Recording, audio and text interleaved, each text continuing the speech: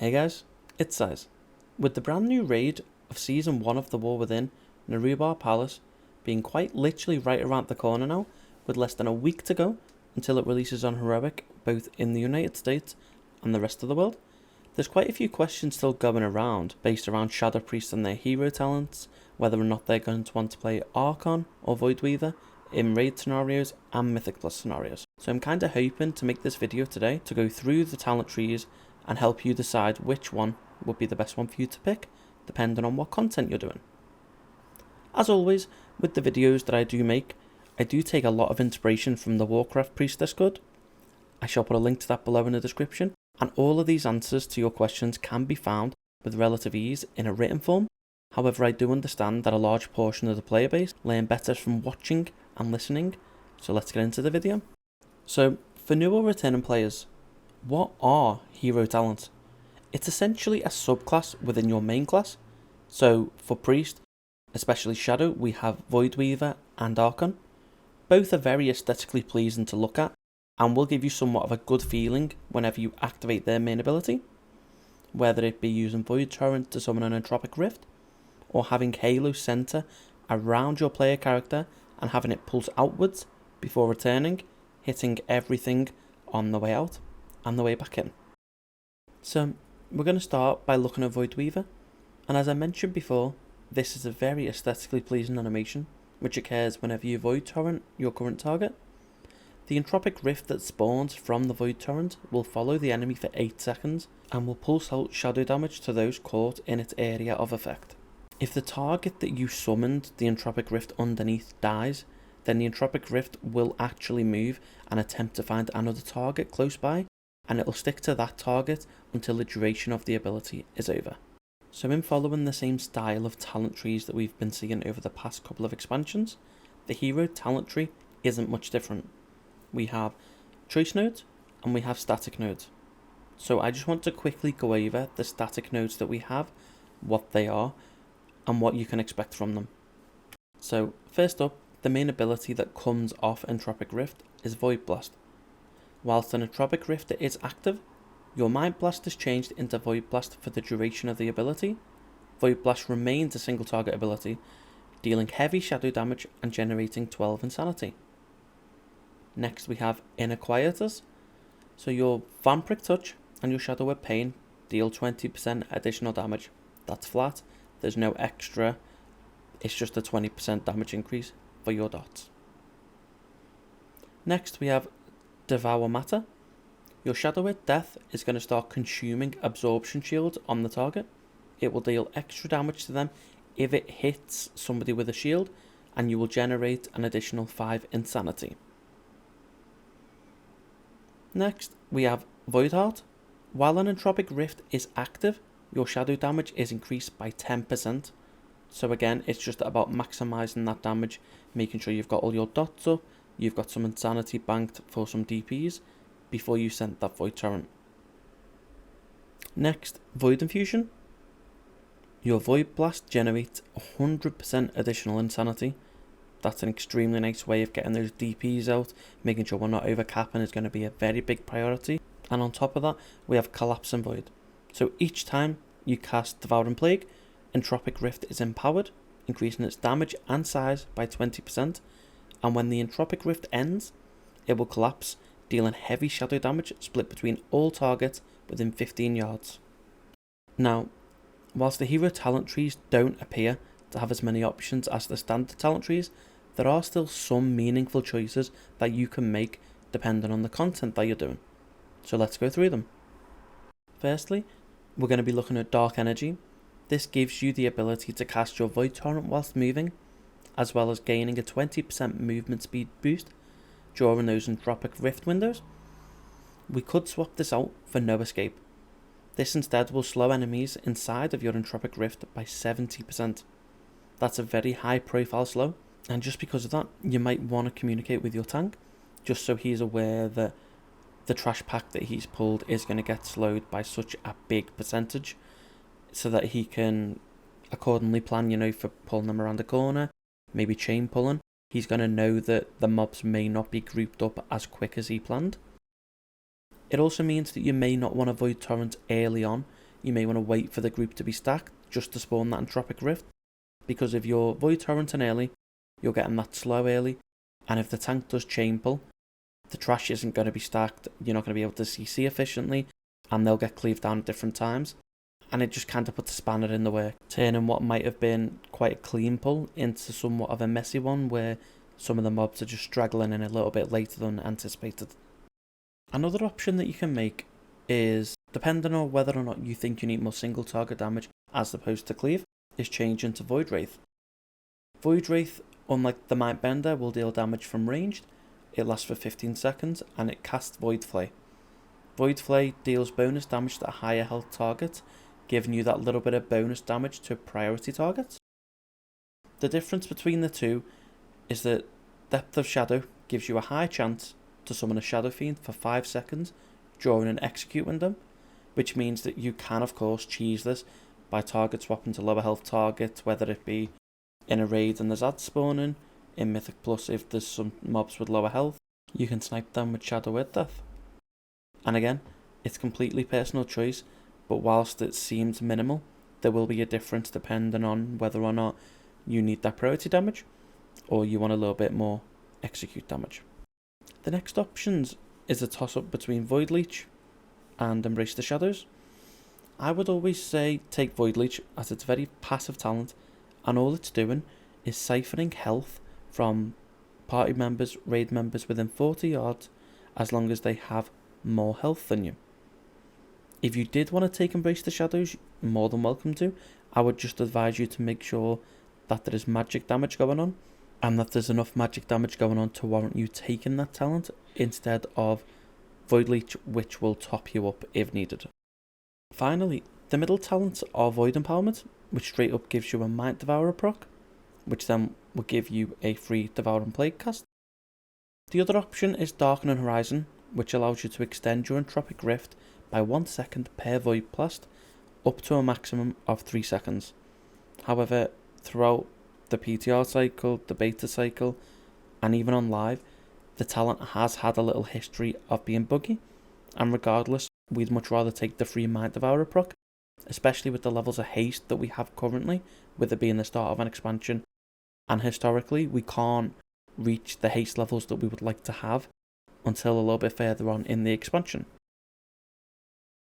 So now that we've wrapped up Voidweaver, we're going to be looking more towards Archon.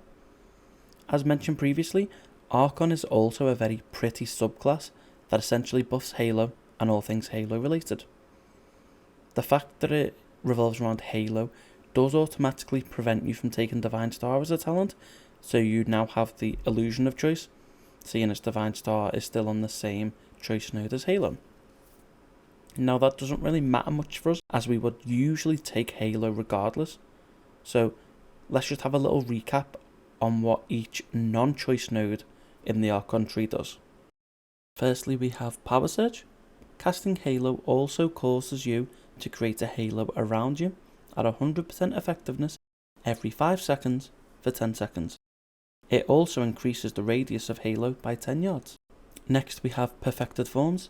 Your damage dealt is increased by 12% whilst Dark Ascension is active, and 20% whilst Void Form is active. Next we have Resonant Energy.